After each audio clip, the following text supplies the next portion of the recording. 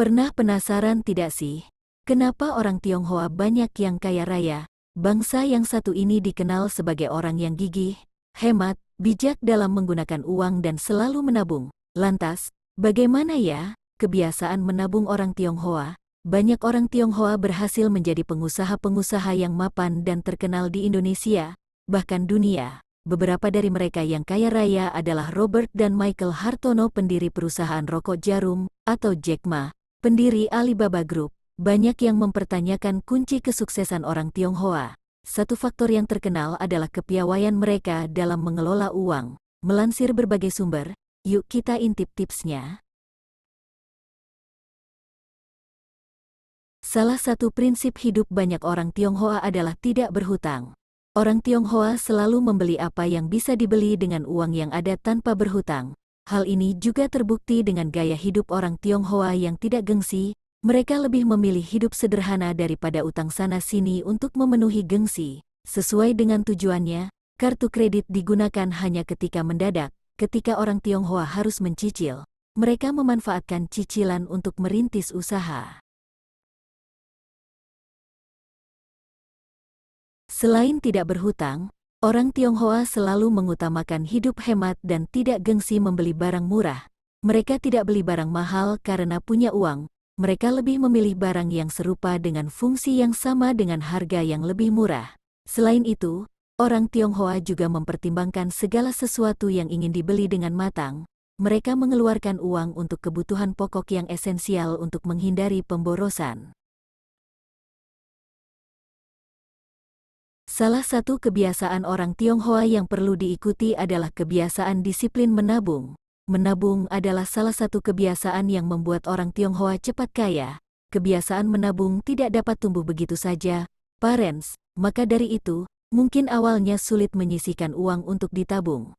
Namun, menabung itu adalah suatu disiplin yang harus dilatih. Salah satu hal yang perlu diingat, prinsip menabung adalah bukan menyimpan apa yang tersisa, tapi menyisihkan.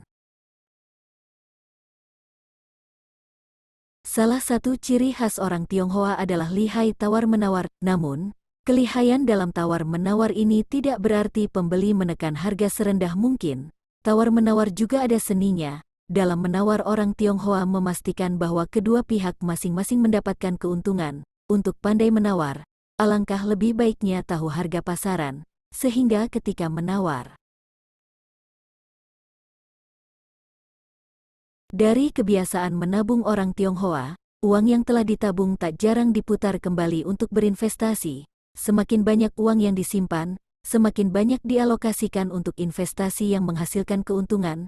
Tentunya, keputusan untuk berinvestasi ini sudah dipertimbangkan dengan matang. Investasi yang ditekuni orang Tionghoa tidak selalu harus saham. Tak jarang bentuk investasi yang ditekuni berupa properti ataupun membuka toko. Satu tips orang Tionghoa lainnya adalah mempunyai side hustle atau pekerjaan sampingan. Sudah tidak jarang kita melihat orang Tionghoa yang mempunyai pekerjaan tetap, tetapi juga bekerja sampingan. Hal ini mereka lakukan tentu dengan tujuan untuk mendapat lebih banyak keuntungan, untuk menabung, dan membangun hidup yang diinginkan. Hal utama yang membuat orang Tionghoa cepat kaya adalah kerja keras. Melansir dari IDX Channel, penulis Anna Wan Seng dalam bukunya Rahasia Bisnis Orang China, mengungkapkan bahwa kerja keras adalah harga mati sebuah kesuksesan. Orang Tionghoa tidak percaya hidup sukses bisa datang secara instan. Jika ingin melebihi kesuksesan seseorang, maka harus lebih rajin daripada orang itu. Salah satu cara orang Tionghoa menghemat adalah dengan melakukan reduce, reuse, dan recycle barang-barang yang ada. Orang Tionghoa tidak sembarang membuang barang. Contohnya, baju yang masih bagus, tapi sudah kekecilan tidak langsung dibuang, melainkan diberikan kepada saudara yang bisa memakainya. Salah satu gaya hidup yang bikin tekor adalah gengsi. Salah satu rahasia kebiasaan menabung orang Tionghoa adalah tidak hidup gengsi. Dengan hidup seadanya tanpa memenuhi gengsi, seseorang bisa menyimpan banyak uang untuk kebutuhan yang lebih penting.